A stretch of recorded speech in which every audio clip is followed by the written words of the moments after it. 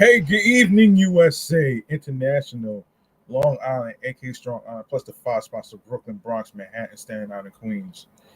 This is your man G Money Stacks, aka the Gregonator, YouTuber, host with the most, misunderstood, lonely nomad, unstoppable, independent podcaster, and of course, Queens, New York native of Lawrence, Queens, New York. And you're rocking and hanging out with me on the 287th episode of Off the Meat Rat Chainz New York Avenue podcast. And we got a jam-packed episode for you today. Listen, if you're new to the channel and you missed any previous episodes whatsoever, don't worry, I got your back. All you need to do is go ahead and grab that subscribe button for me on the YouTube channel page, and be sure to tap on alerts. Tap on alerts and and and be all right. Leave a like and a comment along with the episodes. Be sure to listen to stream, watch the episodes, and share the episodes, share the videos, download the episodes. Very important. Um, and you know, be sure to tell a friend to another friend, and I'll handle the rest at the end of the show. All right. I'm gonna actually cut to the chase with. I'm gonna cut to the chase with this segment right here. Hold on a second. Yes, this is the New York Mass Transit Files, man. We got some stuff to talk about here.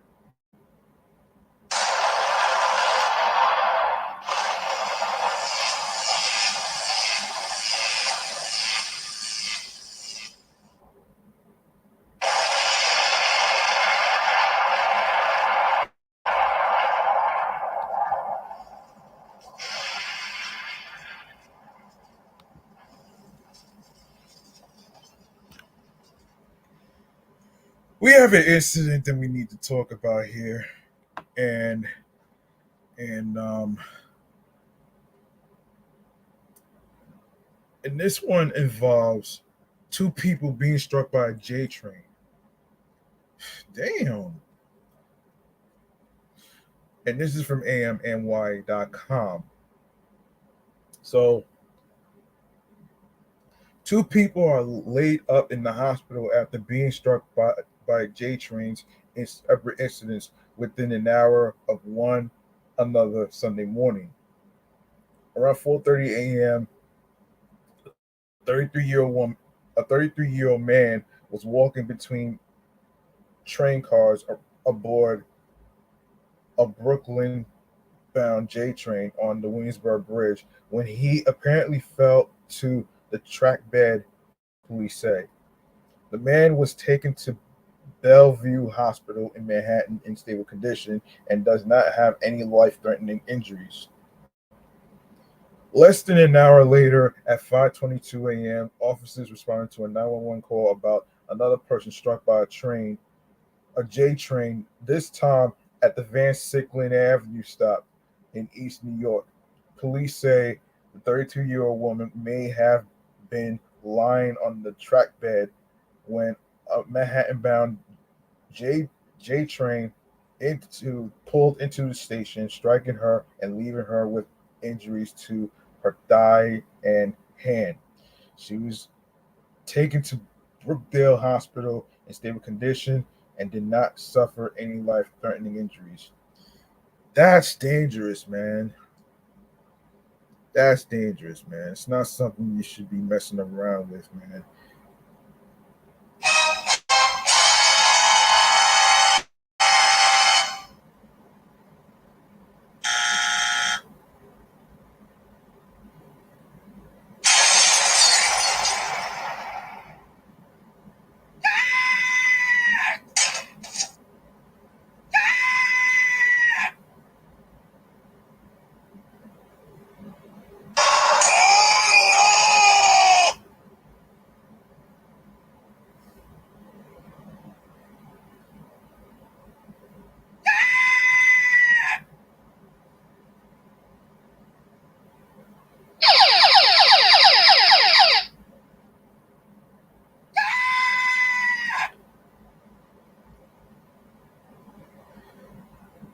Okay,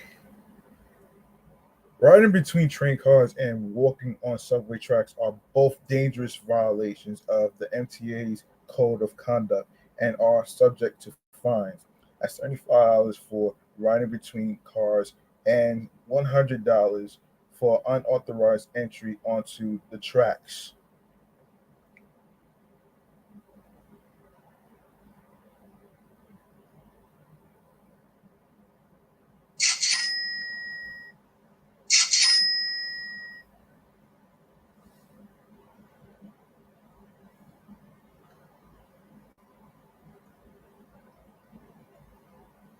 The two incidents led to considerable morning delays on the J line, and for about 2 hours, service was suspended between Manhattan and Brooklyn. Service was already suspended on the line between Crescent Street in East New York and Jamaica Center as part of planned work to improve stations along the route. Riders were encouraged to use the A or L trains as well as local buses. Earlier this month, two people were stabbed in separate incidents less than a week apart aboard J trains in Brooklyn. One of them, the Victor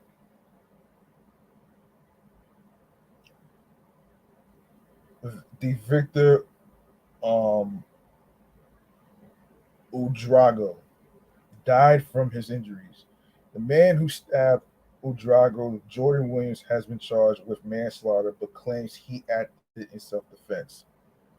Okay. Um. Okay. Next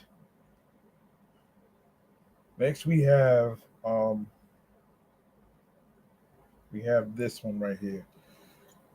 Okay. So let me see.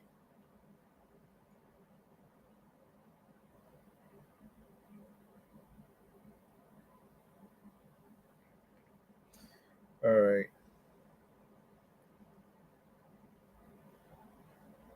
Next we have another trend story here.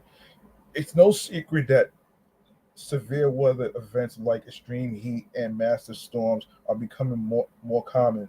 What can we do at the MTA is mobilize before, during, and after these episodes to reduce uh, the impact to our system and customers. That's what we did last week when Mother Nature dumped 8 inches of rain on the Hudson Valley, just in time for the 40th anniversary of MTA's Metro North Railroad. That crush of water caused major flash flooding, severely damaging rail infrastructure. In some locations, it swept most of the track bed into the Hudson River and left some rails completely submerged for miles. Oh shit. Damn. This is some scary shit.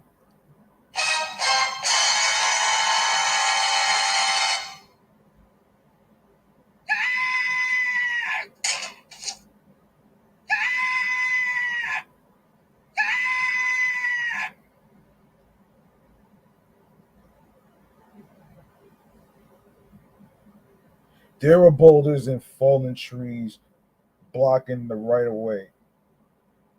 As a result, service was temporarily suspended on northern portions of the Hudson and Upper Harlem lines. We had to bring in buses to fill in the gaps. Experts said it could take more than a week to restore schedules, but thanks to smart planning and the hard work of the Metro North and MTA construction and development teams, we had service operating for 93% of customers in a day and the full slate back within 2 days. 2 days, amazing. Huge shout out to the hundreds of crew members who worked around the clock to make it happen, and to Kathy Rinaldi, the president of the railroad. In emergencies like this storm, we know effective communication is key. Riders have long been aware they can check social media, the Train Time app, and MTA website for the latest service information. Now they can also sign up for a news alert system that offers personalized updates, including delays, reroutes, and cancellations. Customers can choose the day of the week, time periods for alerts, and whether to receive messages via text or email. To get more impactful information and fewer messages and nothing you don't need. The alerts are managed through a new subscription center where customers can also sign up for MTA newsletters like our popular MTA Weekender, a weekly newsletter sent every Friday that gives riders a heads up about upcoming changes that will impact their commutes. Of course, you can sign up online or by texting alert to 511-682. We'll never be able to prevent storms entirely, but we can prepare for them. New York needs storm mass transit 365 days a year, rain or shine, and we're determined to provide it. Okay, all right, let's see. Okay, all right, let's get to the whole Blueface shit though, man. This is crazy. Um, he is up to no good actually. So I'm just gonna get into it right here, man. In a segment that I like to call chatting or the jazz right here, man. Yeah, let's get into it right here. Let's do this.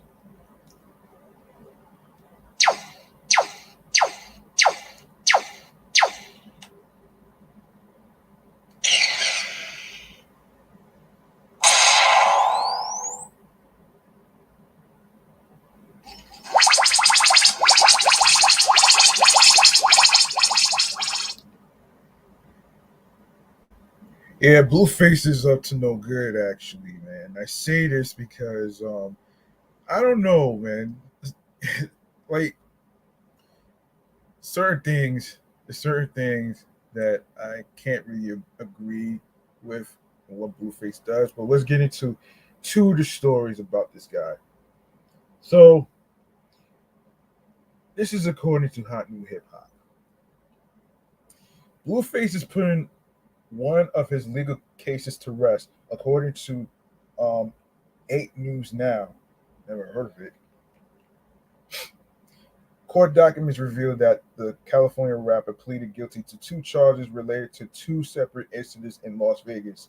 The report claims that an attorney for Blueface, excuse me, born Jonathan Porter, informed the judge that he would plead guilty to a misdemeanor battery charge and a felony count of discharging a firearm at or into an occupied structure. His attorney also stated that he waived his right to a preliminary hearing. Records revealed that Judge Kathleen Delaney agreed to the deal on Monday. The judge scheduled his sentencing for October 2nd of this year, 2023. And it appears that he'll dodge any sort of jail time. Oh boy.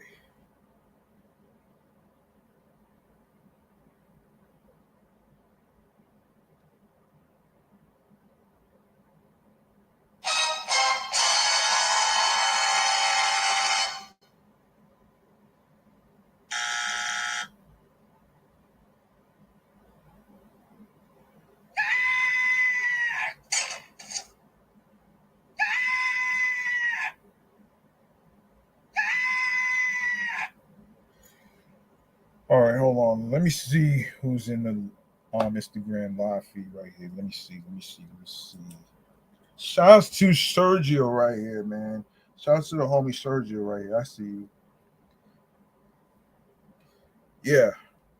Um. Okay. So let's get into. All right. So let me continue. Um. His attorneys, Um. Caitlin Mac McAsmus and Christina Will Devil told 8 News Now that he would only face probation when he faces a judge to receive his sentence. In the meantime, Judge Kathleen Delaney agreed to release Blueface from house arrest stemming from his his arrest earlier this month. The charges, the felony charge is related to an incident at Euphoric Gentlemen's Club in October 2022, per Las Vegas Review Journal. A man who police identified as Cantabias Trailer told police that someone shot at his video as he drove away. He said that Blueface shot at him after making some remarks about his vehicle, leaving him with a bullet grazed to his left hand, although Blue might end up serving probation for the incident. There are still civil cases currently against him. The battery charge is one that stemmed from a separate incident that occurred in May. The rapper and Christian Malone, better known as Christian Rock, reportedly got into an altercation with a woman who attempted to record them. She accused Blueface and his team of assault, leading to the battery charge. At the same time, he was also placed on house arrest, which he had recently claimed was due to Malone's actions that evening. Um, and of course, we'll keep you posted on any more updates. All right, so in other Blueface news, actually, so this is so recently he got stabbed, according to People.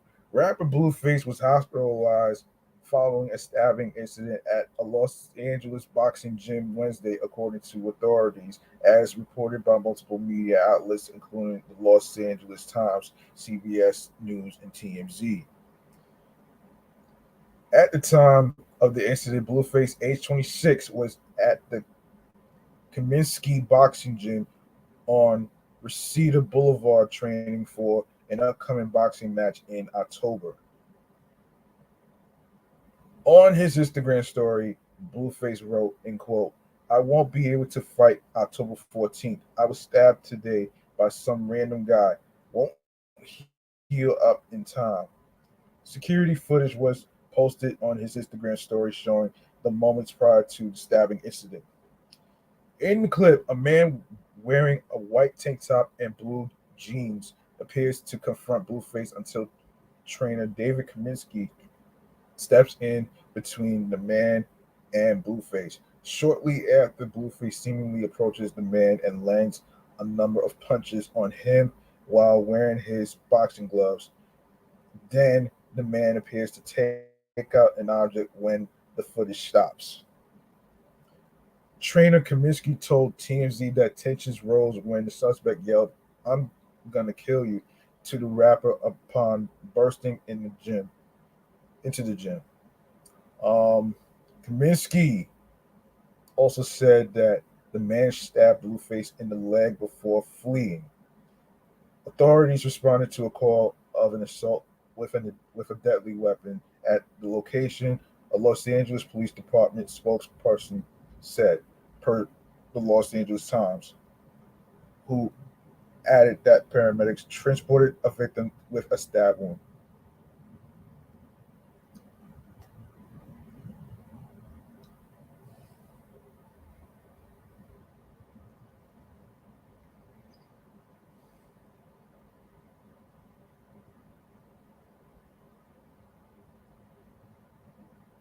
The LAPD spokesperson said at the time that the suspect drove off in a black Tesla Model S.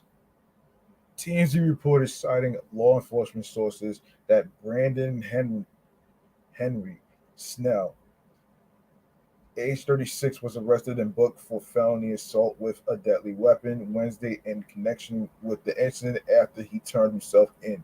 The outlet added that Snell posted bond the following day and was released. Damn,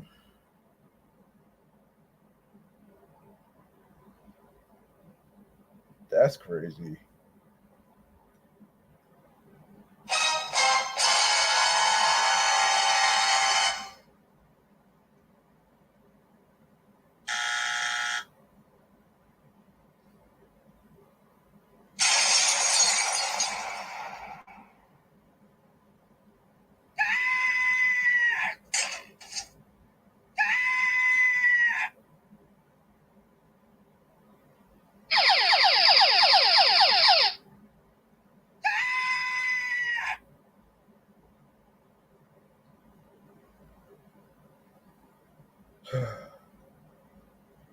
People contacted the LAPD and the Los Angeles County Sheriff's Department for information about the arrest.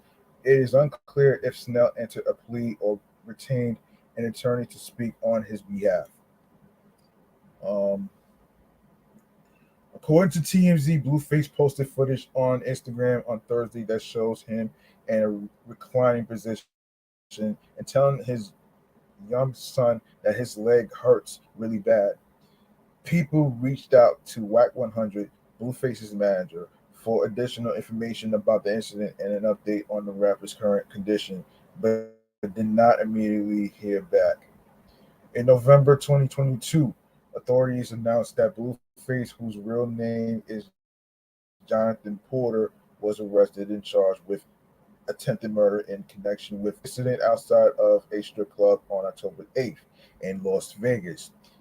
An inmate report previously reviewed by People stated that the Tatiana rapper was booked on charges of attempted murder, use of a deadly weapon, charging a gun into an occupied structure, vehicle, or craft. He was later released on $50,000 bail. Damn.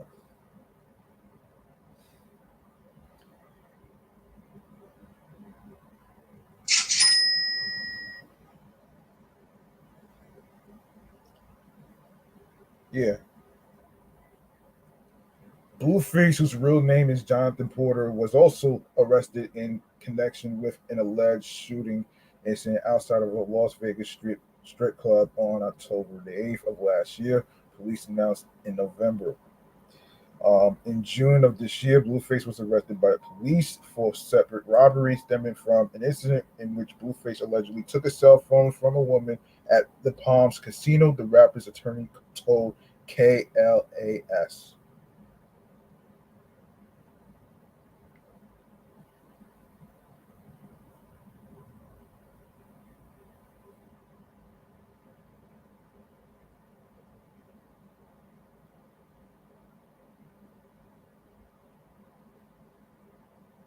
In an interview with People on Thursday, Blueface's legal counsel, Christina Wildevil, and Caitlin McAmis, confirmed that their client pleaded guilty in court on July 3rd for discharging a weapon and a misdemeanor battery charge, resulting in the attempted murder charge and the robbery charge to be dropped. Their attorneys added that as part of the negotiations, Blueface is scheduled to be sentenced to probation on October 2nd, according to his legal counsel. Okay. All right. So next, Casanova, another person that's also been arrested as well. Um, so according to Billboard, the rapper Casanova has been sentenced to more than 15 years in prison on federal racketeering, conspiracy, and drug charges related to his involvement in what prosecutors called a vicious street gang.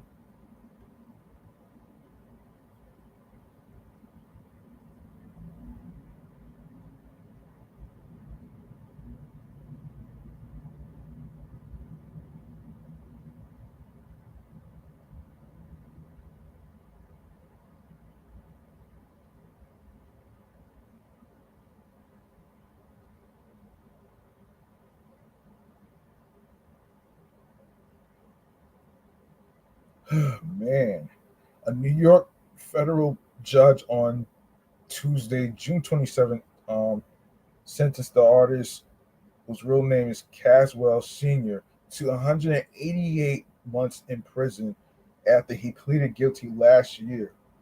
Hang on a second. Yeah, after he pleaded guilty last year to one of, hold on.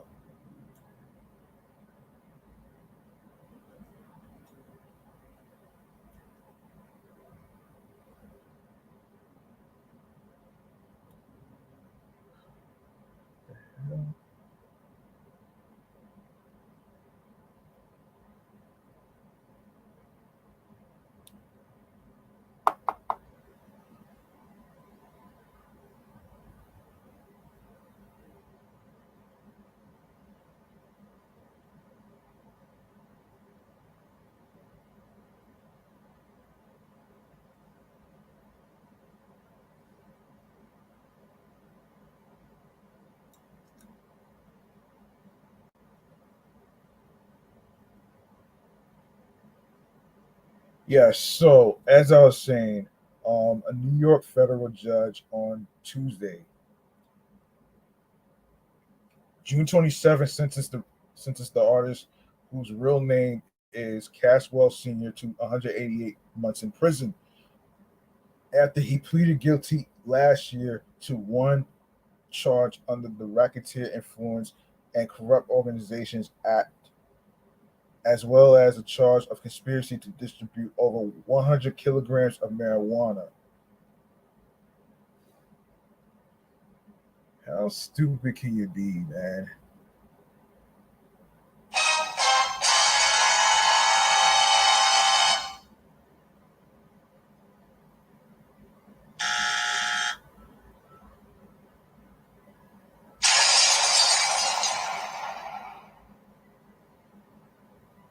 Yes, I'm gonna lower this volume while this ice cream passes by. Just give me a sec.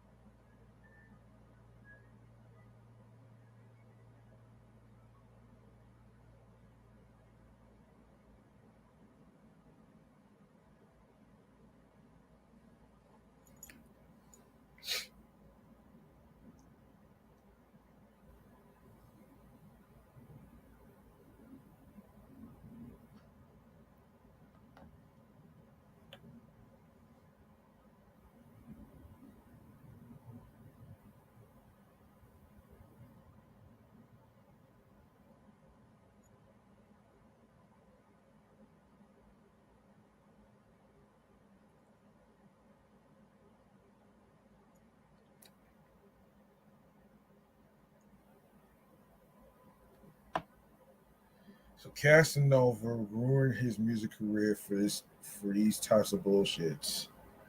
Oh boy.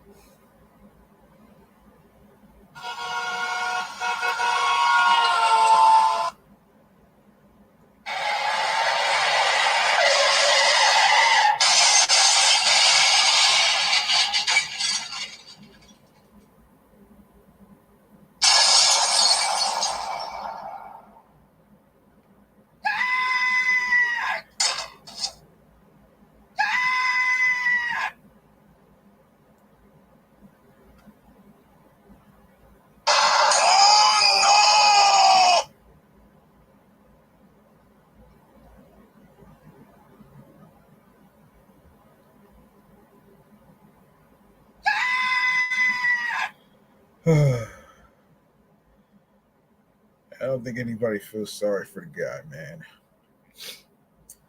Nobody feels sorry for the guy. So anyway, back to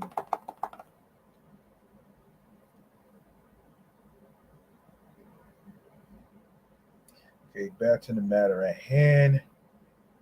Um, so Casanova, a Brooklyn rapper, once signed to Jay Z's Rock Nation, was one of 18 men charged in 2020 for their alleged roles in the untouchable Gorilla Stone Nation gang, which prosecutors said committed terrible acts of violence across the New York City region.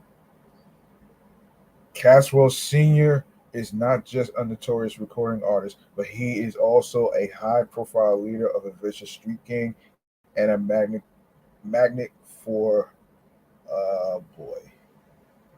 Yes, a magnet for a magnet. Hold on a second. Yeah, a magnet for gang violence. U.S. Attorney Damian Williams said in a statement after the sentencing, adding that Casanova's stature had helped the gang recruit. Hang on a second.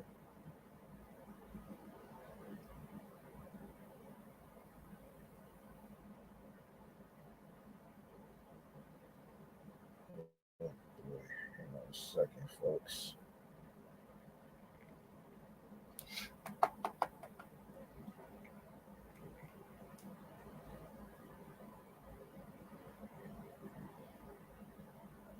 Yes, wait a second. Yes, help recruit and expand nationwide. Gang life is not worth it, and it will lead to many years in prison. Prior to the criminal charges, Casanova had been an up and coming artist, peaking at number three on Billboard's Next Big Sound chart in 2019 after the release of his album Behind the Scars. Chatting with Billboard at the time, Casanova said he was hopeful for the future, but knew that his past could return to haunt him. People will always blame you for your past. I'm okay with that. I just have to fight harder. I have to do more to get recognized. In December 2020, he was one of 18 defendants named in the sweeping RICO case over untouchable Gorilla Stone Nation, um, which prosecutors said operated a violent narcotics operation across the NYC metro area, including the murder of a teenage boy in Poughkeepsie. The allegations even included brazen fraud for exploiting benefits programs providing assistance in response to the COVID-19 slamdemic. In May 2022, Casanova pleaded guilty to the RICO conspiracy charge and the drug charge, among the other things. He admitted to participating in the July 2020 shootout at a crowded Miami house party in which he personally shot a man, leaving the victim seriously injured. Ahead of Tuesday's sentencing, prosecutors requested a a prison term ranging from 188 to 235 months, calling Casanovas a high profile gang leader who had amplified the message of the gang through his music, helping to recruit a generation of new members. He did not simply pretend to be violent in his music or on social media, the government wrote. Unfortunately, he walked the walk. Senior's offense conduct is not about a few song lyrics or how he marketed his music. Rather, he carried out an array of violent activity and significant narcotics trafficking that benefited some of the gang's most violent and impactful members. Casanova's attorneys argued that he should receive a sentence well below those guidelines. They said he was not involved in the gang's daily activities and had begun to distance himself from the group as his music career took off, including having denounced gang life in some public statements. Um, the fact that is that Mr. Senior stayed in this gang as it furthered his rap career. Casanova's lawyers wrote, as he gained moderate success and then a recording contract with Rock Nation, he increasingly separated himself from the gang's activities despite remaining a member. In a statement to Billboard on Wednesday, Casanova's lawyer, James Casoro, said he and his client were gratified that the court acknowledged the productive messages that Mr. Senior had been given against gang life over the past several years and sentenced him to the lowest end of the guidelines. Well, good luck with that one, man. You still ruined your life for no reason. You still ruined your damn life. And speaking of ruining lives, Tory Lanez got sentenced to prison. Yeah, how about that?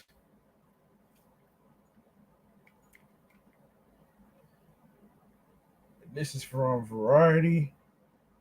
Rapper Tory Lanez was sentenced to 10 years in prison by a Los Angeles judge on Tuesday over the 2020 roadside shooting of Megan Thee Stallion, according to the New York Times. Lanez, whose real name is Daystar Peterson, was originally scheduled to be sentenced in February of this year, but his legal team filed a motion for a new trial in March that was ultimately denied.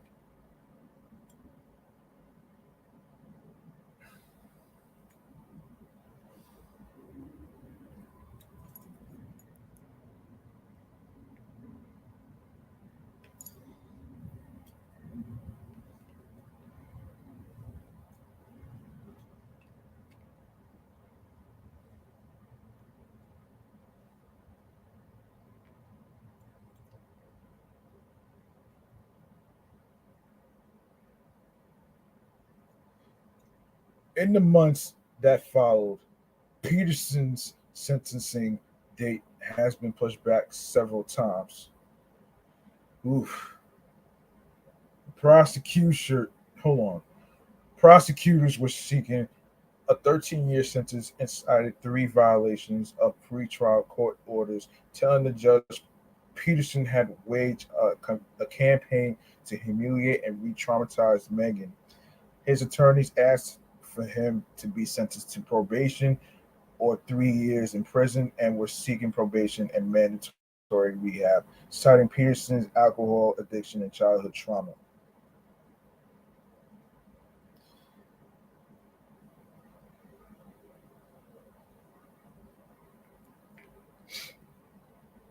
I'm sorry, but that's no excuse for what he did, man. Another idiot who fucking ruined his damn life, man. Like, you gotta be fucking kidding me, man. Like, what is wrong with people these days? What is wrong with people these days? Like, really? Like, really though? This is fucking crazy.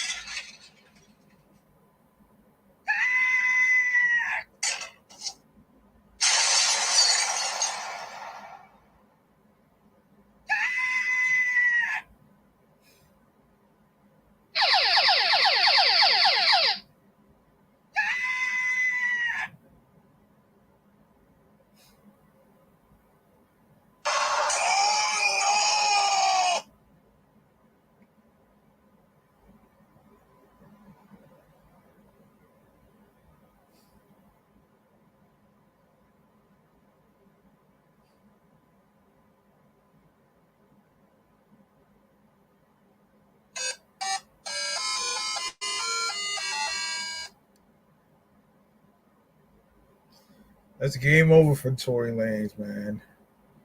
Game over for Tory Lanez. Stupid ass. Anyway, um, let's see. So let me see. Where was it? Where did I leave off?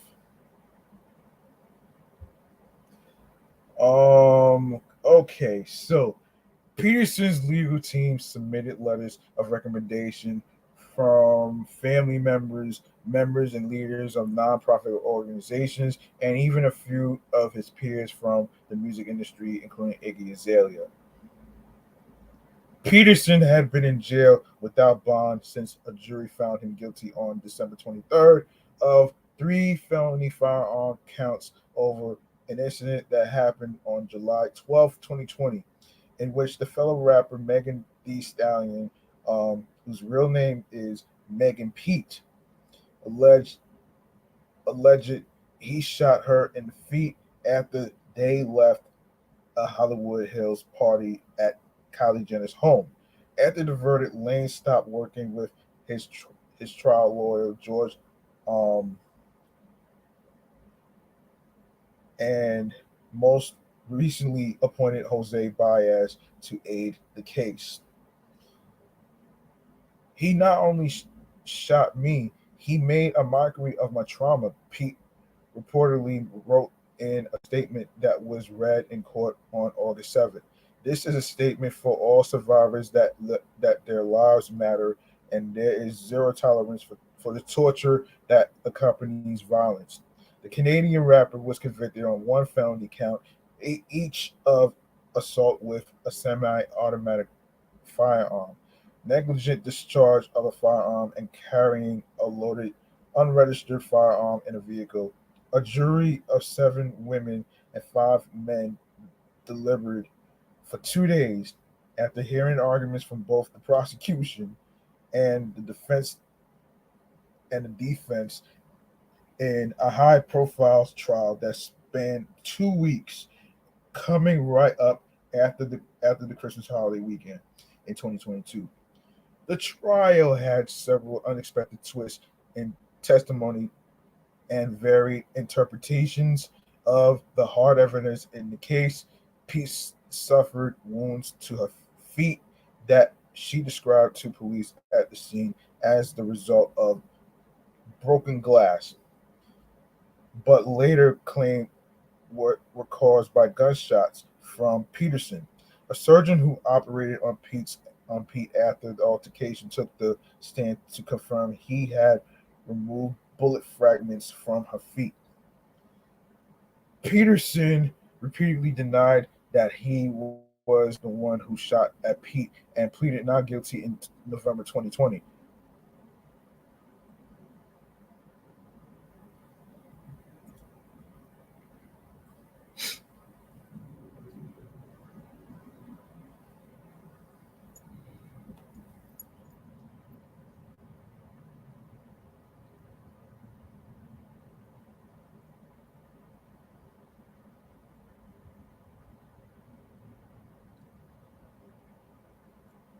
So the trial began on December 12th, 2022, with testimony from Pete herself, who claimed Peterson had shot her in an emotional retelling of the roadside assault.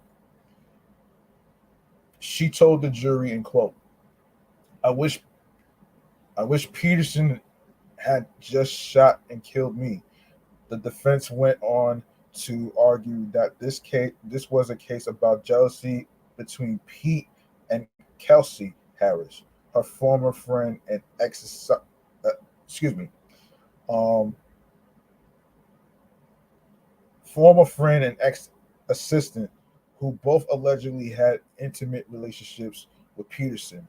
Harris was described as a key witness for the prosecution, but on the stand, she claimed she either didn't see or couldn't remember the circumstances of the shooting due to consumption of alcohol that night and because she was dealing with anxiety and postpartum depression. Peterson's attorney, George, contended um, that the events of those nights had occurred because Pete and Harris had a heated and drunken dispute about disloyalty, and since they were both allegedly sleeping with Peterson, um,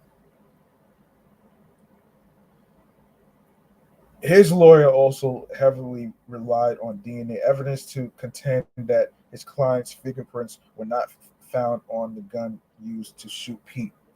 The case traced, excuse me, the case attracted intense scrutiny and public debate. And considering neither side could agree on the facts, it was a polarizing debate that led to Pete largely disappearing from the limelight.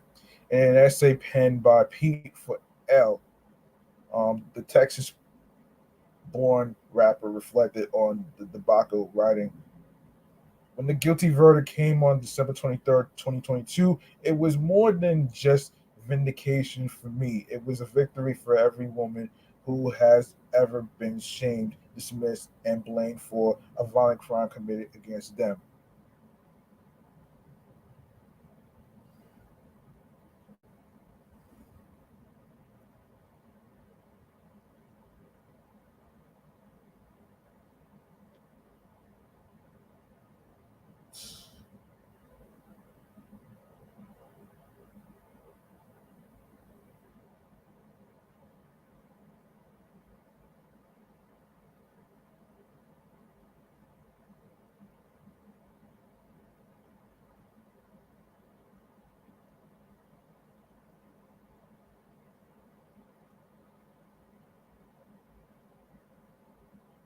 So, next we have Megan Thee Stallion addressing the idiotic haters.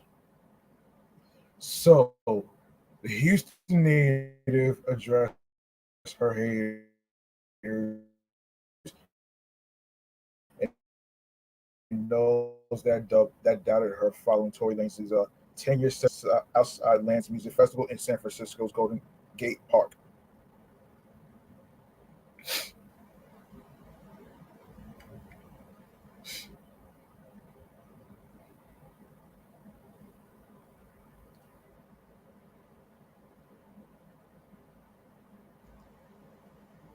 She said, in quote, being a hot girl in general is just not fucking easy. Meg told her audience, I really appreciate y'all. So today, I just want to say, fuck all my haters. None of that shit you was doing or saying broke me. None of that shit y'all was doing or saying to the hotties broke them. I want all the hotties to put their mother their motherfucking middle finger up right now. Um, Lanez was handed his 10-year sentence on August 8th over the 2020 shooting of Megan Thee Stallion, having been found guilty of assault with a semi-automatic firearm, having a concealed and loaded firearm in a vehicle, and discharge of a firearm with gross negligence. Of course, obviously, Lanez took to his Instagram to issue a statement on August 10th saying he was wrongfully convicted. Shit. I have never let a hard time intimidate me. I never let no jail time eliminate me, he wrote. Regardless of how they tried to spin my words, I have always maintained my innocence and I always will. Shit, no, you're not. He continued, this week in court, I took responsibility for all the verbal and intimate moments I shared with the parties involved. That's it. In no way, shape, or form, no, yeah, was I apologizing for the charges I'm being wrongfully accused of.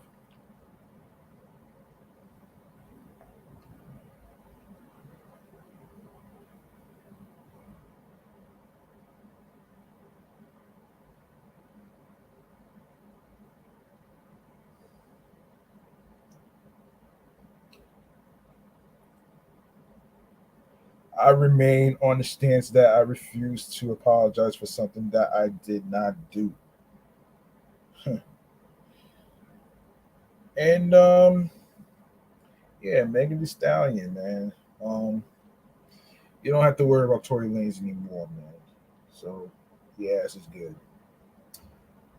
Speaking of good, Samuel Jackson had this to say about billionaires not paying taxes. Ooh, and he's right about this too, actually. So this is from Hip Hop, Hot New Hip Hop. Samuel Jackson ranted about billionaires not paying their fucking taxes during a new interview with Vulture. The conversation arose while discussing the legendary actor's experience as a political activist. I'm 74. I don't know how much longer I'm going to be around here raising hell or doing what I'm doing, Jackson admitted to the outlet. But people need to start understanding that the economic gap is crazy. I pray, excuse me, I pay an enormous amount of taxes, and it's fine because I know I should.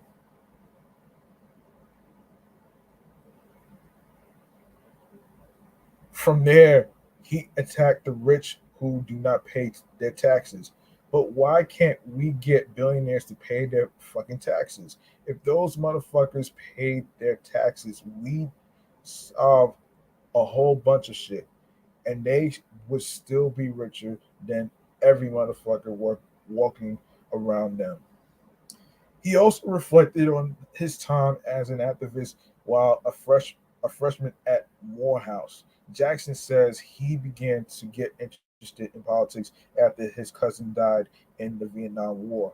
The civil rights movement was already going on, and Jackson says he had no interest in being nonviolent. The civil rights movement was already happening, he said. I was already connecting with people like Stokely Carmichael and Rat Brown and those guys, and not specifically wanting to be a part of Dr. King's movement.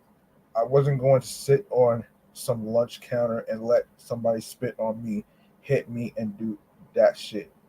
I was not a nonviolent protester. He eventually moved to Los Angeles after getting kicked out of school.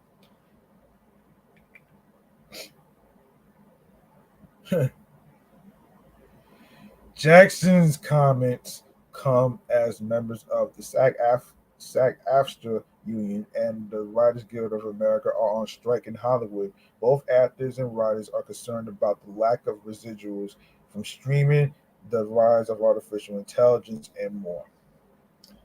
Yeah, I'm gonna touch base on that shit in a future episode. So, um, you know, stay tuned for that. All right, so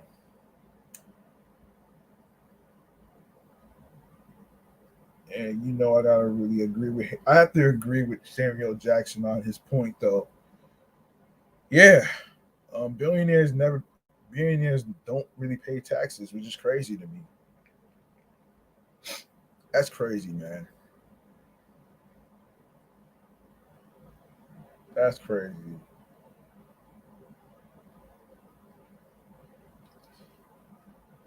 Yeah,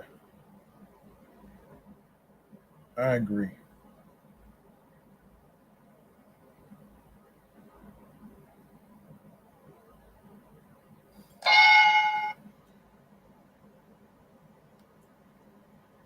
All right, so okay, so next.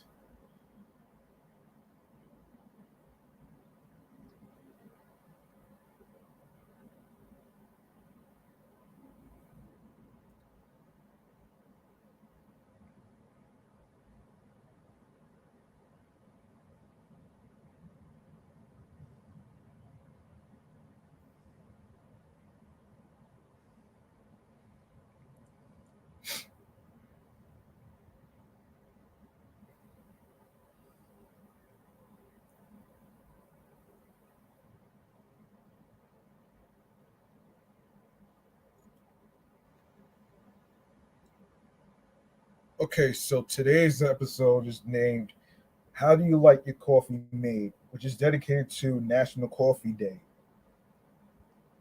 And yeah, I did try some coffee. I did try some coffee though. Um, but I don't really buy coffee like that though. You know,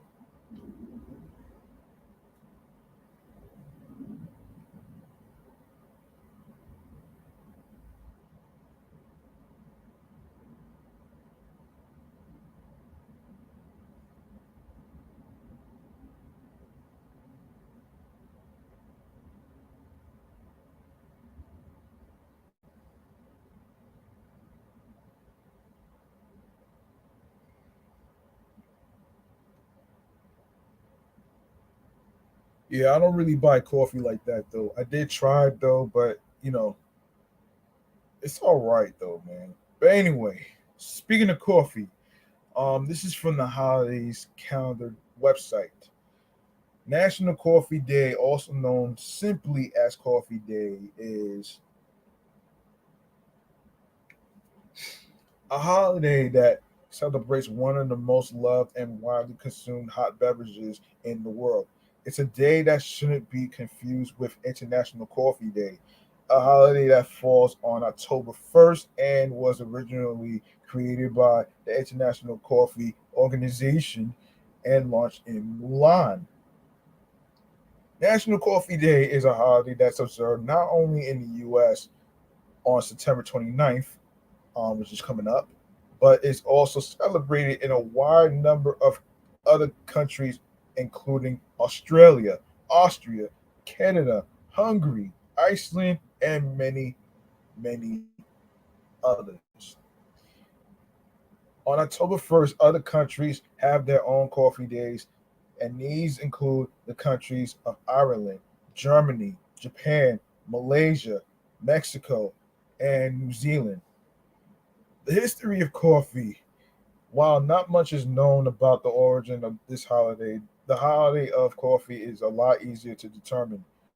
According to legend, it was discovered on the Ethiopian highlands by a goat herder who discovered the fruit of the coffee plant had a stimulating effect on his goats. So he decided to experiment with them a little bit, and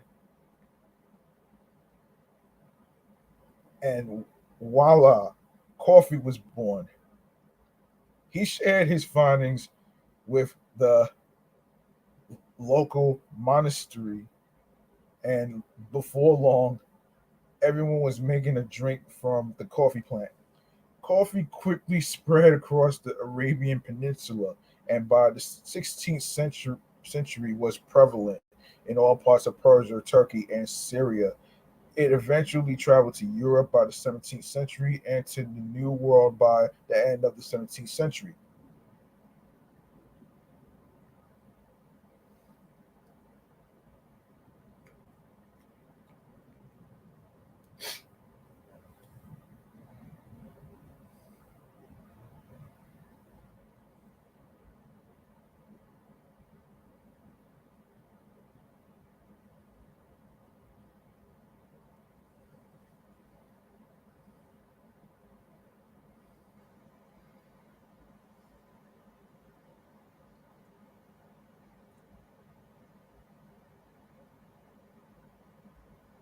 Extra caffeinated,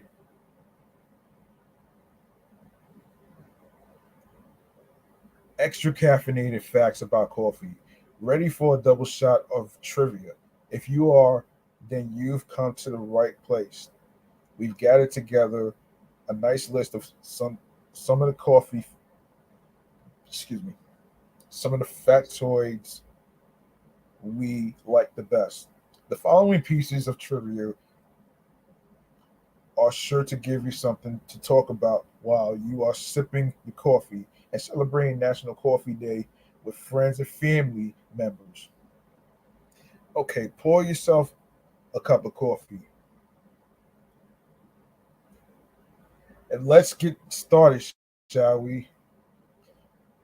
Coffee beans are really seeds. Yes, I know that we all call coffee beans, but that's not really correct.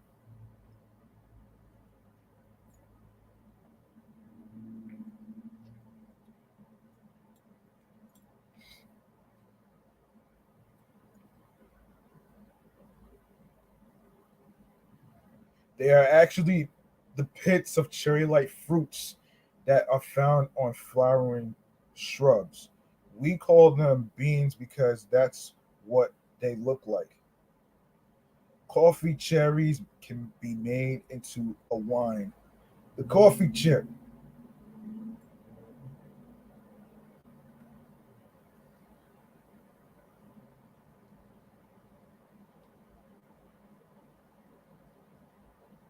the coffee cherry is the fruit that surrounds what we call the coffee beans. These outer fruit casings are not only edible but can also be fermented to make delicious wine. Only two United States grow coffee. Okay, so there are only two states in the United States that grow coffee. That's because coffee requires a very specific climate. So it's usually grown in areas around the equator. The two states that do grow coffee include Hawaii, a state that produces Kana coffee, and California. Brazil grows a third of the world's supply of coffee. About one third of the world's coffee supply is grown by Brazil. This is approximately twice as much as Vietnam grows. By the way, Vietnam is the second on the list of countries that grow the most coffee. Wow. Um, Kopi Luwak is some expensive coffee. Kop- Kopi Luwak is one of the most expensive coffees in the world. It's made from partially digested coffee cherries that have been eaten and then defecated out by the Asian palm civet. This coffee is mainly produced on the Indonesian islands of Bali, East Timor, Sumatra, Java, and Sulawesi. Kopi Luwak costs approximately $600 a pound. Damn, that shit is a lot of money.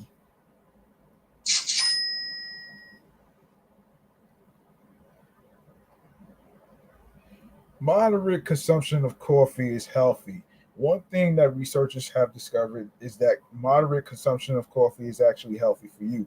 Drinking 3 or 4 cups of coffee a day has been linked to lower risk of cardiovascular disease, Parkinson's, type 2 diabetes, and a longer lifespan.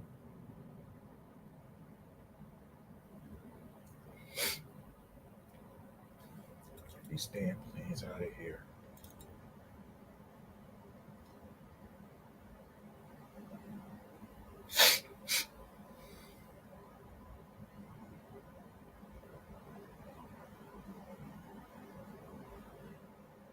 Some of our favorite coffee drinks. We don't think that any discussion of National Coffee Day would be complete without talking about some of the wonderful coffee drinks that exist. At least that's what we initially thought. Then we realized that there were thousands of different coffee drinks, and there's absolutely no way we can put them all down. That's when we knew that we had to make some difficult choices and choose only the ones that we liked the best. Of course, finding out which coffee is our favorite isn't as easy as it may sound. It's kind of like asking a parent which child is their favorite. However, we were able to figure it out, and we eventually did come up with a list of our favorite coffee drinks. Perhaps one of these drinks is suitable for you to enjoy on this great holiday. Starting with espresso americano. Espresso with 100 milliliter of hot water and served in a cappuccino cup. Cafe mocha, Um, two, um, two CL. I'm not sure what CL stands for, but of chocolate sauce, an espresso shot, and stem milk, all topped with whipped cream and chocolate. Um, Flat white, a double espresso with milk served in a glass. Irish coffee, Irish whiskey mixed with coffee and topped with whipped cream. Cafe Cubano, a sweetened espresso shot. Red Eye, this is 6 ounces of drip brewed coffee that's been fortified with a shot of espresso. Vienna, 2 shots of espresso with 2 ounces of whipped cream. Iced coffee, 4 ounces of ice, 2 ounces of drip or espresso, 4 ounces of milk, and some kind of flavoring syrup. We like chocolate. Black coffee. Yep, just plain black coffee is sometimes all you need. All right, so customs, traditions, and celebrations of National Coffee Day. The best way to celebrate National Coffee Day is to enjoy your favorite cup of Joe. This is easy to do on this holiday because of many different businesses often pass our coupons for free or reduced cups of coffee on this day. So choose your favorite brew and enjoy this popular beverage. You can feel free to choose from one of the coffee drinks we've listed above or to create your own coffee drink. Yeah, coffee drink. On National Coffee Day, you can have any type of coffee that your heart desires. You can even have coffee flavored ice cream if you want. And yeah, so this year is um September 29th. Next year is going to be Sunday, September 29th. Um so yeah, there it is. Right there. All right, so let's get into okay, some let's get into okay. All right, so Joe Budden argues Pusha T lost Jim Jones battle. Joe Budden has declared Jim Jones the victor in his heated exchange with Pusha T. Kane Push took aim at the Dipset rapper on a new Clips track that premiered at Pharrell's first Louis Vuitton show in Paris in June, which prompted Capo to respond via a scathing diss track titled Summer Collection.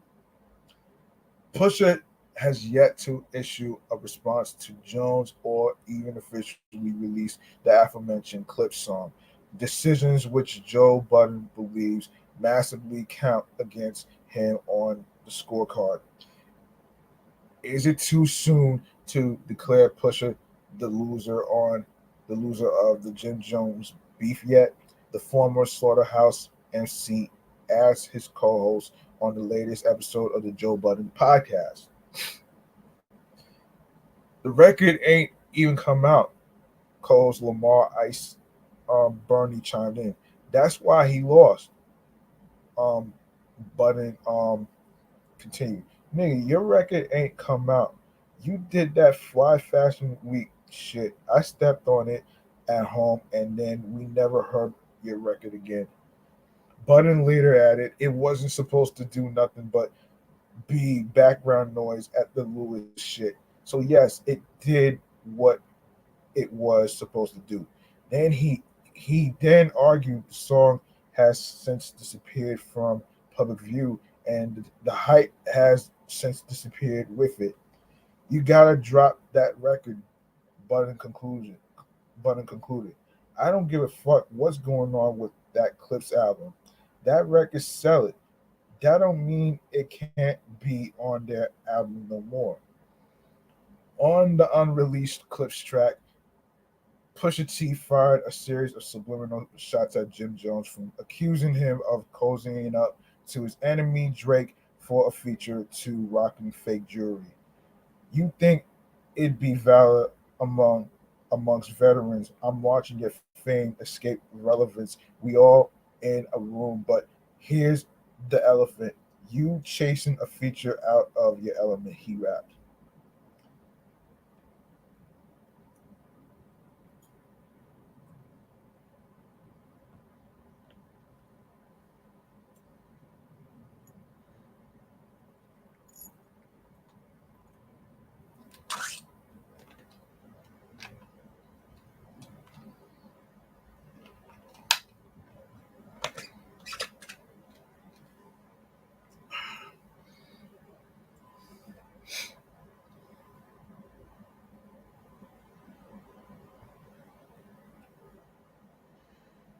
Okay.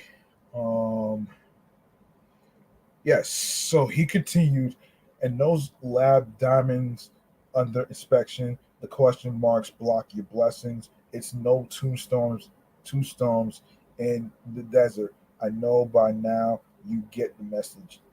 Jones initially responded by posting a video of himself laughing on Instagram while dismissing Push's jabs.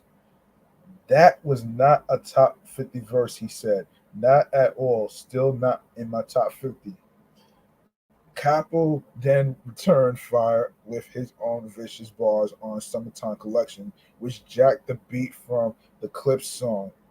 These two roach niggas don't know what to do with no Ray.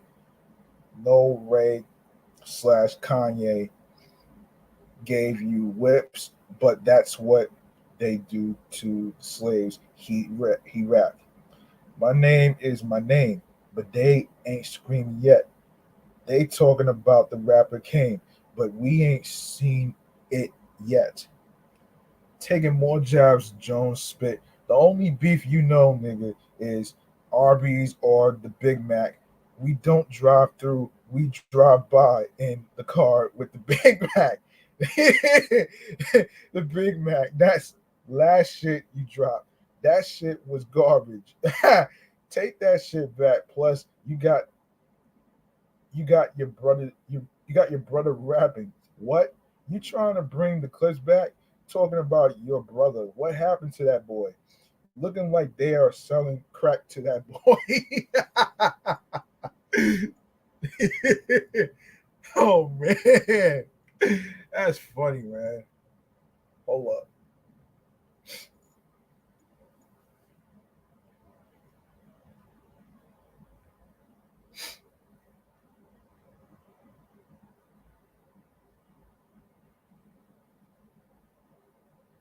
The pair's feud appears to stem from previous comments the Harlem native made about Pusha T's inclusion on Billboard's top 50 greatest rappers of all time list, which placed him at number 29. He's nice as shit. He could rap his ass off, but what has he done? Jones asked on the Rap Caviar podcast in April. Nobody has dressed like him. Nobody wants to be like Pusha T. I don't remember nothing.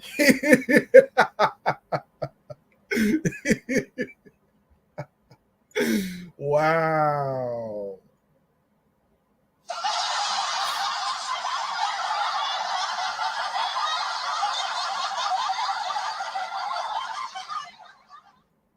Wow.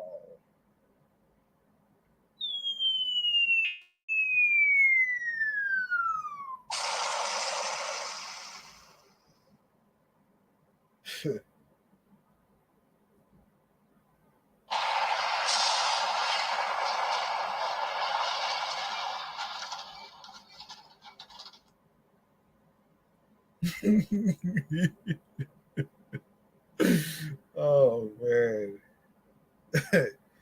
Oh man. Oh my goodness.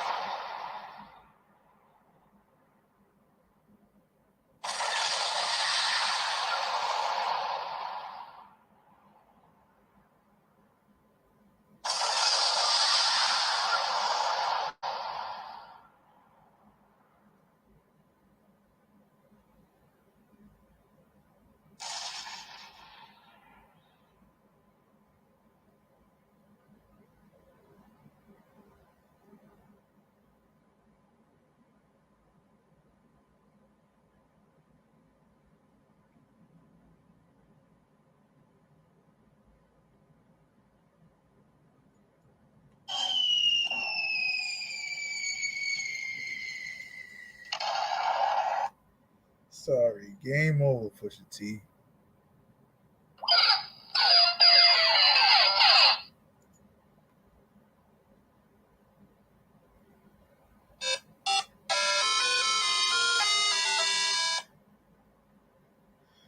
Oh, I had to do. I had to do it. I had to do it, man. I had to do it, man.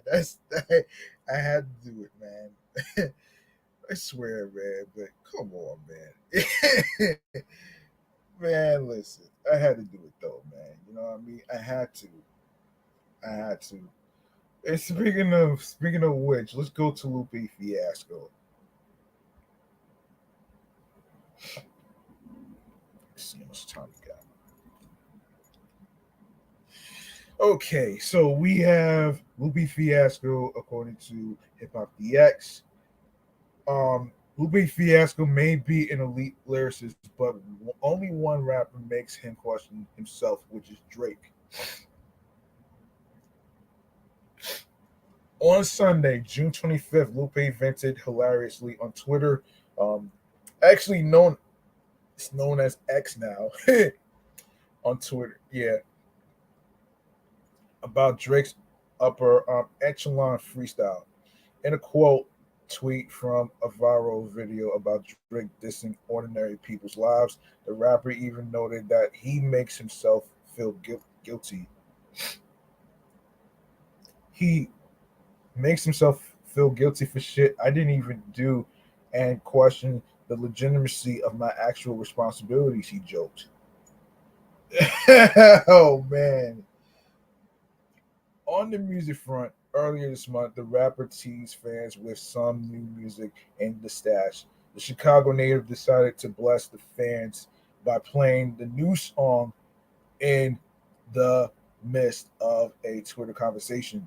After tweeting about how an Apple update would get him in the studio, a fan responded by saying, in quote, long as we get more music. Lupe had the perfect reply, a retweet with a video of the new tunes, though he only previewed 30 seconds. The hard hitting track includes a heavy violin presence and a catchy cadence. Lupe Fiasco's last release was in April when he dropped a song in collaboration with Chicago based artist Set Rock, who painted a piece inspired by Lupe's lyrical brilliance. Scent Rock make a helicopter drop off top past the ox to the lost fops, air fools on the ops and flew and look around because down ain't the only bird's eye view. West side to sky blue, shy you Bible, put bands in our hands like I do bridal. He raps in a triple intende, intender, excuse me. Even outside of the music world, Lupe continues to level up. In March, the Chicago Rhymer was named the Saybrook Fellow at Yale University, marking the lauded lyricist's latest honor in the world of higher education. Proud to announce I've been chosen to be a Saybrook Fellow at my other favorite school in the wide world, outside of MIT. Um, yeah, Lupe tweeted around that time. Shout to Tom Neer for nominating me to a place where, against all odds, two Chicagoans found excuse me a home in the Ivy League. Wow.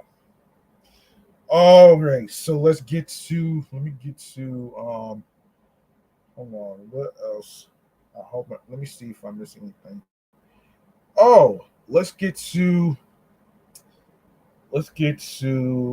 Usher.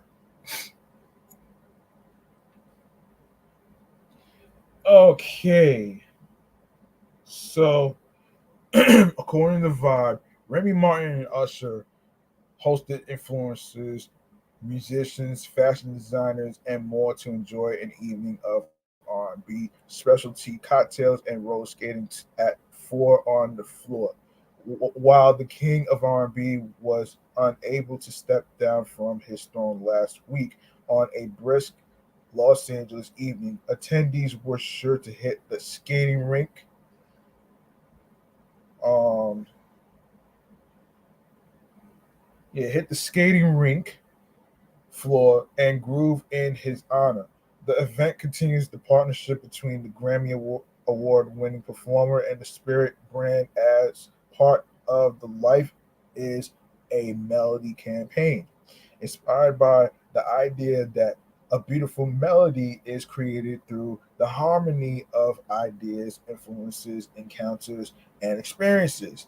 Notable attendees among the intimate crowd included Trinidad James, Freddie Gibbs, Canyon Dixon, Joyce Rice, Alton Mason, Jazzy, Vanessa Valila, and more. The immersive event also featured multiple performances from a Los Angeles based skating troupe, showcasing their flips, kicks, and specialty tricks to the tunes of Cleveland Terry Bowens. As the night continued, guests gliding through the venue on light up skates were gifted merchandise celebrating the campaign, and a Remy Martin tower was poured to close out the evening. Hmm, that sounds like fun, man. That sounds like fun, though.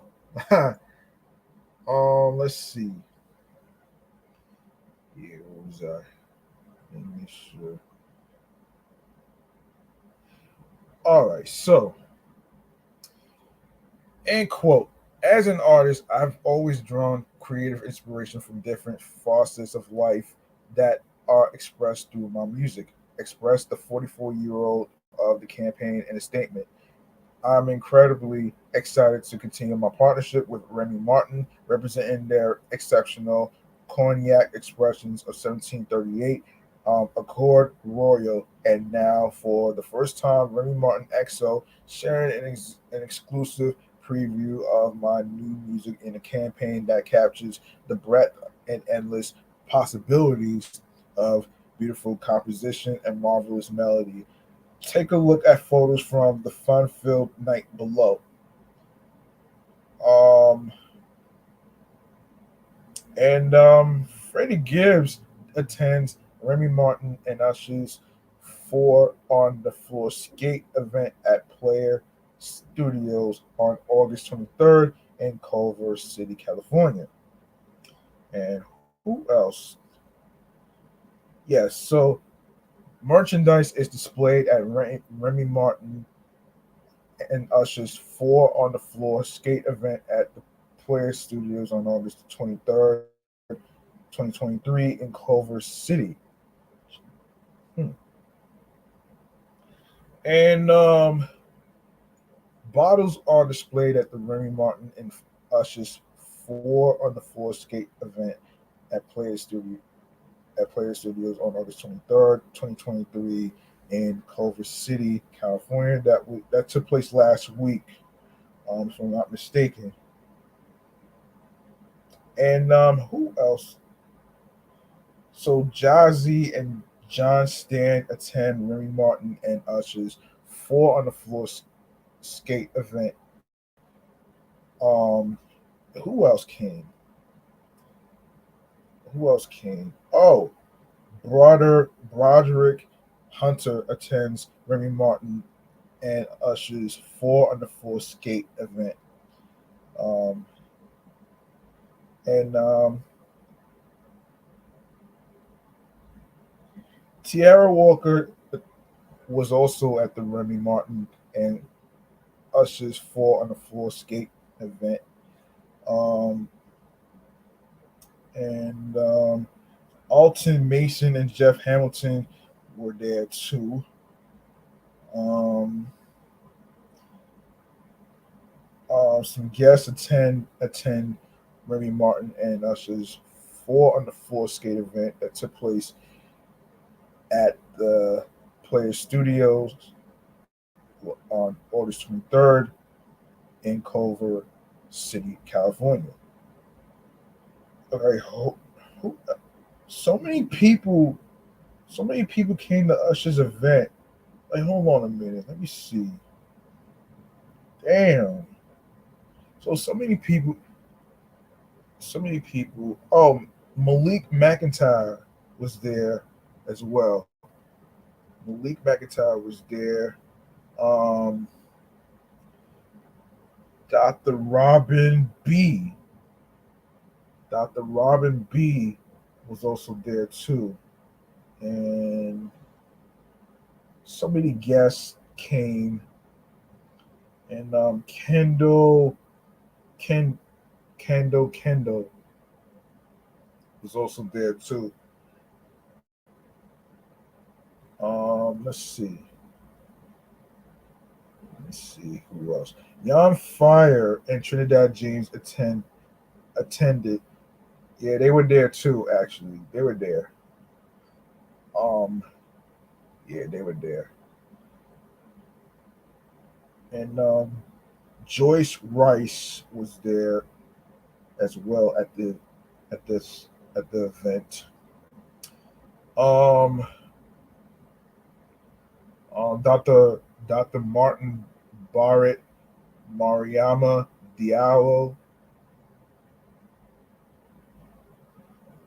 Shay Scott, and Siobhan Bell um, were at the event as well. And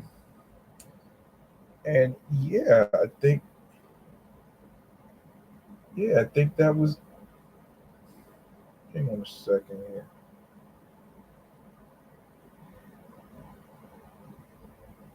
Yeah, they were there too. Yeah, there's just too many people in the name that were at the event. So a lot of people and a lot of guests was there too. And of course everybody had fun over there as well. So at Usher's event. So yeah, that sounds like fun though. Um and Not so fun news is H.E.R's Lights On Festival has been canceled.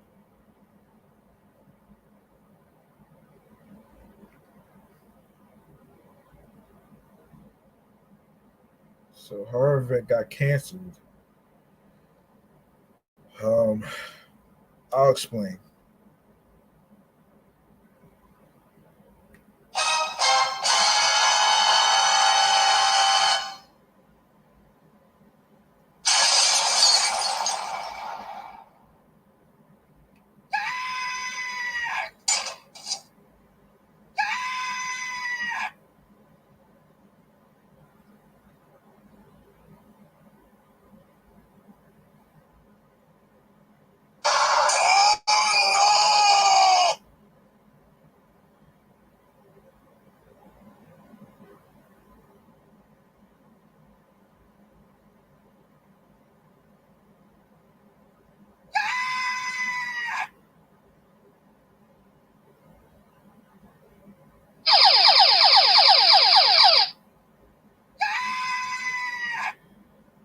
Okay,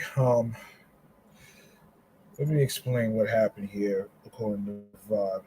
Um, Hers Lights On Festival set for next month has officially been canceled, marked as the return of the R&B centered event since its last occurrence in 2021. The 2023 edition is no more. A statement provided to the San Francisco Chronicle confirmed the festival will not be taking place. Due to unforeseen circumstances, Lights On Festival will not take place this year, explained festival representatives. We're we sincerely appreciate and value the Lights On Festival community, and we look forward to returning with an incredible experience in 2024. Um, Announced in June, the 2023 Lights On Festival was set to bring. Hold on a second. Yeah, was set to bring Jasmine Sullivan, Samino, Sid, Party Next Door, Don Tolliver, um, Leon Thomas, Raven Lene, and more to the Shoreline at Phi Theater in Mountain View, California. According to the outlet, refunds will be automatically issued to ticket holders via the original method of payment once funds are received from the event organizer. I'm so excited. I'm so excited. Lights On Festival will be making its return, expressed the 26-year-old in a statement at the time.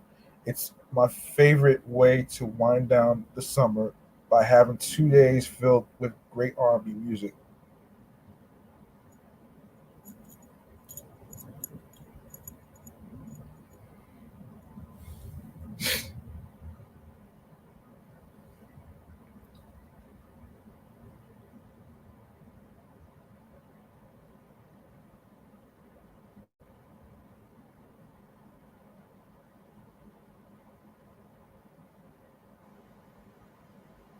I am so proud to reveal the extraordinary talent we have on the bill this year. um, and can't wait for everyone to see what's to come. The Lights On Festival was established in 2019 as one of the first female owned and curated festivals in decades. Past performers include Keisha Cole, Gopelli, Erica Badu, Joyce Rice, Lucky Day, Ari Lennox, and more.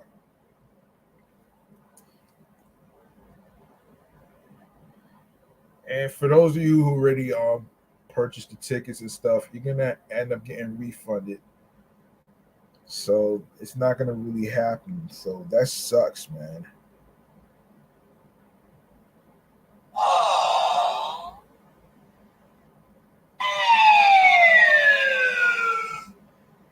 That has to really suck though, man, if you really think about it. Let's see. Let's see. Let me see. What other let me see if I have anything else left to talk about. Um let me see.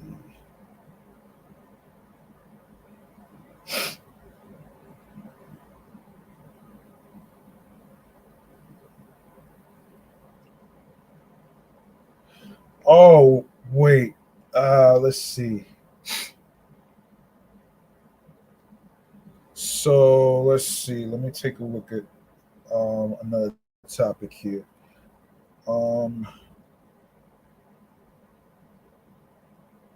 so Drake and JD have a documentary.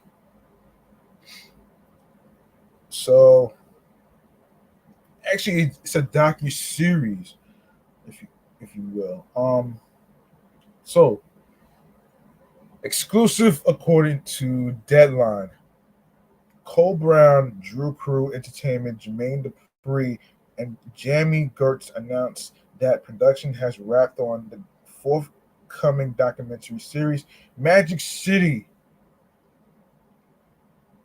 Magic City, an American Fantasy, a three-part series uncovering the story behind the famed Atlanta strip club, Magic City, and its decades-long influence on hip hop. Um,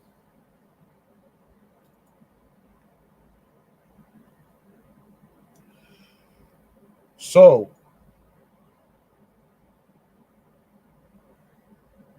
Drake joins the production through his Dream Crew Entertainment with executive producers Adele, Future, Nur, and Peter Nelson.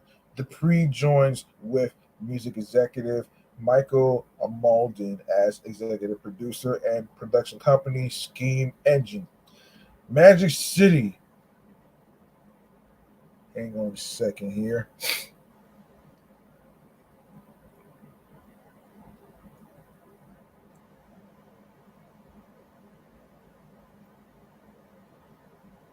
Yes, Magic City has been an Atlanta institution and the launchpad for countless artists since 1985, the year I was born, leading to the club's reputation as the Black Studio 54 and the conventional wisdom, end quote. If the girls in Magic City dance to it, it's a hit. The series offers an exclusive look into the enig- enigmatic founder Michael Mr. Magic Barney and the lives of the many women responsible for building the club's mystique. The series is directed by um, Charles Todd, um, and of course produced by Scheme Engine, a BIPOC owned studio with a strong focus on women and minority representation, with showrunner and executive producer um, um, Bayan Junem and producers Ashley Brooke and Marlo Blue. This genre bending docuseries will bring audiences in an intoxicating experience that blurs the line between fantasy and reality, says Junam. This is a unique story of black entrepreneurship and empire building in a city that is the beating heart of black culture, says series creator Cole Brown. I'm ecstatic to be working with a team that will give this story the authenticity and platform it deserves. Magic City in American fantasy charts the rise and pitfalls of the Atlanta Strip Club and its sustained imprint on hip hop culture. As told by employees, dancers, journalists, management, and countless celebrity interviews, um, including Two Chains, Nelly, Shaquille O'Neal, Quavo, Killer Mike, Big Boy, and others. Magic City is a second home for me. It's one of the it's the one place where celebrities, hustlers, politicians, and Atlanta locals all come together. I watched it evolve over the years from a local joint to an internationally recognized spot. It's about time we tell this story the right way, says EP, which is executive producer Jermaine Dupri. In 1985, Barney opened a small club with one dancer. Over the years, Magic City would welcome superstars Michael Jordan, Madonna, Magic Johnson, Travis Scott, and Rihanna, to name a few. The club holds a unique place in black culture. It was the well known hangout of notorious drug gang BMF, not to be confused with the TV show, and the site of a widely viewed Get Out the Vote announcement by former Georgia Governor Stacey Abrams in 2020.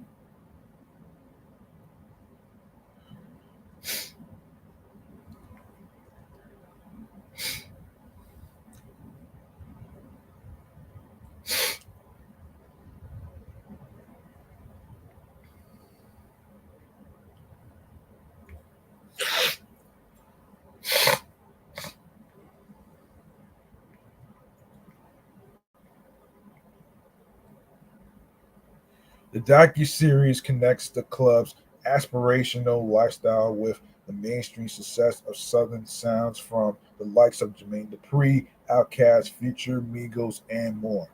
The inner workings of Magic City and the prevalence in hip hop are remarkably mysterious. It's a wonder the story has yet to be told, says um, Jamie Gertz, executive producer, actress, and Atlanta Hawks team co owner. Atlanta is my adopted home, and a place I'm looking forward to celebrating through this story. The docuseries spans 4 decades, immersing viewers in a network of intertwining relationships between hip hop, crime, women's sexuality, and commodification, black entrepreneurship, and socioeconomic politics. So the series affords viewers exclusive access to the epic footage and records cemented by the clubs, DJs, and dancers, high stakes drug and crime conspiracies, and unbelievable champagne drenched parties attended by hip hop royalty. Michael Barney's evolution to Mr. Magic is a story of the American dream, and his club is a case study for the examination of hip hop's most classic tropes.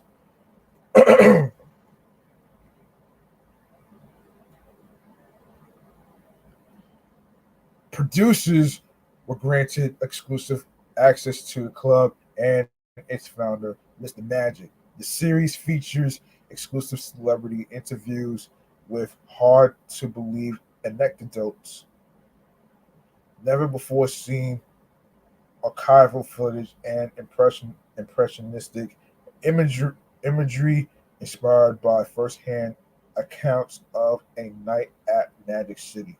The series is independently funded with distribution rights to be brokered by CAA's Bobby Kenner and Joe Aiken and Fox Rothschild's Darrell Miller. Now I don't know, there's no release date for this right now. So if I hear anything, I'll probably bring it here. So we'll see what happens here. Um, yeah, we'll see what happens here. And let's see if I covered the bases here though.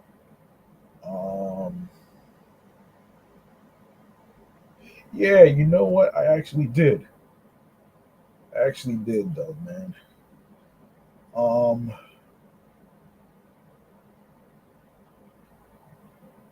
yeah, I did. Whatever I didn't get a chance to touch on as far as like places to eat and drink, as far as like the stories or whatever that I didn't get a chance to get to, I'll probably cover that in a future episode. Probably not in this episode, only because I want to make sure that I actually have a chance to get to um do 288. So we'll see what happens though. So depending on how I feel.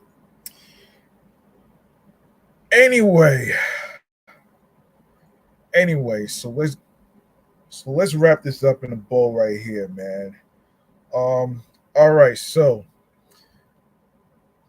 time for our very last segment right here, which is stream choices on the go. Let's do this. Yeah, y'all know the deal. Um, of course, be sure to follow be sure to follow my New York Avenue podcast on Facebook, Threads, and Instagram, alongside with my other two podcast shows that I do, which is Excellent Fun Vibrant Talks podcast, the sports platform that I do, and the review show, Meticulous Vibe Juice podcast, and myself, G Money Stacks 555 in Queens, New York. And of course, make sure you turn on your notifications on Threads, and of course on Instagram as well, so you can know when each episode is going to be dropping and what types of questions are probably going to be dropping, um, and all that other great stuff right there. So, um, if you go to the link in bio, you're going to see a whole list of streaming platforms that you can download to your iPhones, your Android phones, your iPads, Android tablets. You have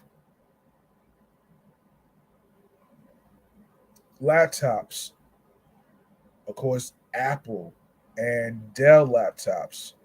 So make sure you download these apps. Even though there's links to each streaming platform that I'm going to mention.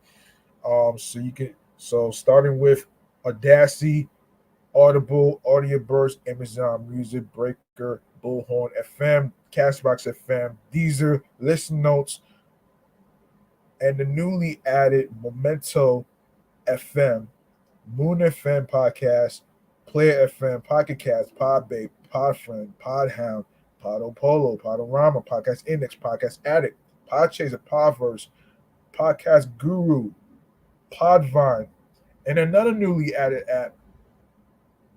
Hold on.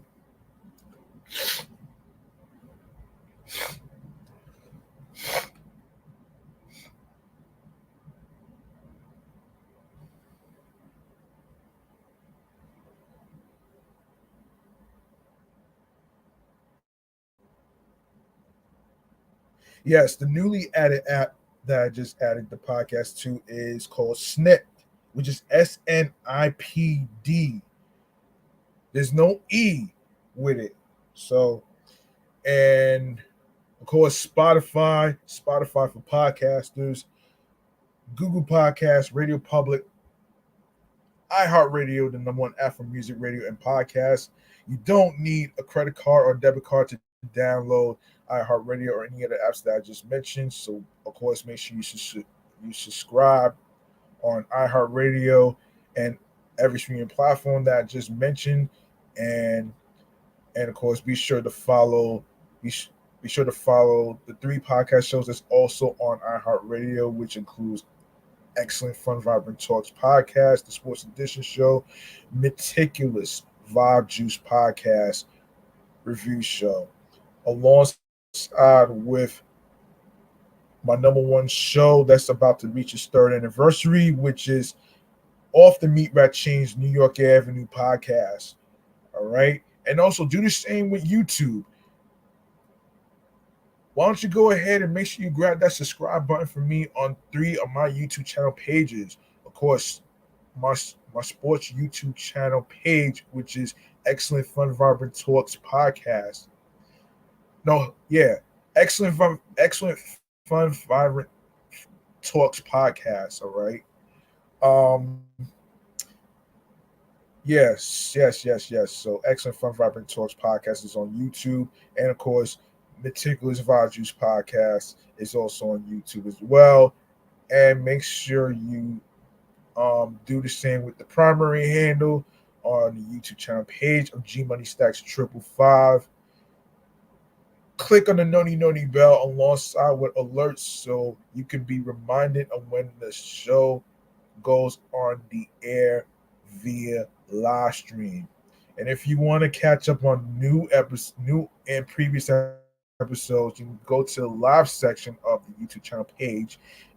You click on there, that's where you're going to see the full episodes on there. All right. You're going to see the full episodes on there. And alongside with um, leaving a comment alongside with the topics that's being discussed. Be sure to listen, stream, watch these episodes, download the episodes, and of course, tell a friend to another friend. Be sure to share the link that says Linktree/G Money Stacks 555, which has the list of links that's included with the podcast episodes with your husbands, your wives, your boyfriends, girlfriends, friends, people you're cool with from work, and everywhere else where you meet new people and everywhere else. So that's gonna do it for me, man. Thank you very much for tuning in. I'm your man G Money Stacks, aka the Gregonator. Thank you so much for tuning in, listening and rocking with me on episode 287. Dedicating the episode to National Coffee Day, which by the way, I already mentioned it. I'll mention it again, which is how do you like your coffee made? Yes, so that's dedicated to National Coffee Day. And remember, the grind doesn't stop. The grind does not stop. Hard work pays off. If you want something, you have to work hard and you have to earn it. And you don't need other people's validation. Um, the only person you need to validate is yourself. All right. So you can your niche, find your niche in a skill and whatever career field you're trying to do that makes you happy creatively, mentally, physically, and spiritually, that gets you into your zone alongside with tunnel vision. All right. That's gonna do it for me, man. I know many of y'all probably having some plans for Labor Day weekend. Make sure you if you have any plans of you know flying out or whatever to whatever, make sure you check your time on your plane tickets and make sure you get there early or whatever because there's always going to be delays on Labor Day. So you might want to do that. And if you're not flying, of course, you want to spend time with family and all that other stuff. That's fine too. You know, keep it simple. You know what I'm saying? So, so there you go, right there, man. I'm up out of here. Thank you very much for listening, rocking with me, and of course, including the 5 stars on Spotify. I really appreciate y'all very much, man. Y'all could have listened to any podcast in the whole world, but you chose to listen to this New York Avenue podcast platform right here. And I'll see y'all next time in the next episode. Peace and one love. Good night, everybody.